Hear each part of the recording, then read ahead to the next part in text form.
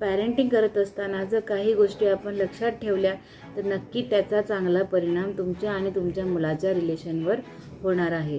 सगळ्यात पहिली गोष्ट म्हणजे जर तुम्ही तुमच्या मुलाची कंपॅरिझन इतर मुलांसोबत करत असाल तर ते थांबवा. लक्षात ठेवा, प्रत्येक मूल हे वेगळं असतं, युनिक असतं, त्याची युनिक पर्सनॅलिटी असू शकते आणि प्रत्येक मुलांमध्ये काही ना काही चांगले गुण असतात.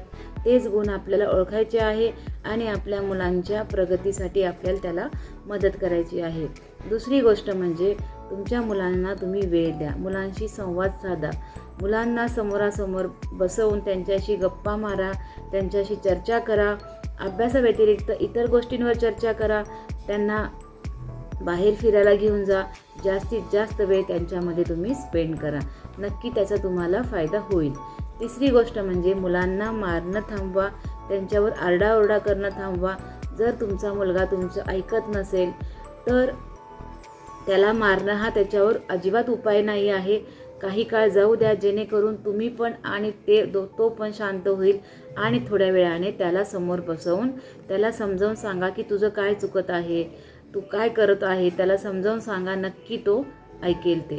चौथी गोष्ट म्हणजे जर काही गोष्टी जर तुमचा मुलगा तुमच्याकडे मागत असेल तर त्याला तुम्ही ते लगेच देऊ नका.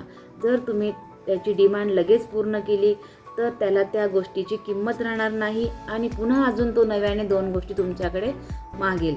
त्यामुळे त्याला काहीतरी टार्गेट ठरवून द्या, टास्क ठरवून द्या आणि त्यानंतरच त्याला ती गोष्ट द्या, जेणेकरून त्याला वाटेल की काही कष्ट केल्यानंतर, काही गोष्टी केल्यानंतरच आपल्याला ही गोष्ट मिळत आहे. त्यामुळे त्याला त्याची किंमतही कळेल आणि त्याच्यामध्ये पेशन्सही राहतील. पाचवी गोष्ट म्हणजे सगळ्यात महत्त्वाची, जी आजकाल सगळ्यांना सतावत आहे, म्हणजे मोबाईल. मोबाईल ही काळाची गरज आहे, पण तो किती वापरावा आणि कसा वापरावा हे आपल्यावर आहे. तर जितकं जास्तीत जास्त मोबाईलपासून तुम्हाला मुलांना दूर ठेवता येईल तितकं जास्तीत जास्त दूर ठेवा. मोबाईलच्या अतिवापरामुळे लहान मुलांच्या फिजिकल आणि मेंटल ग्रोथवर वाईट परिणाम होतात.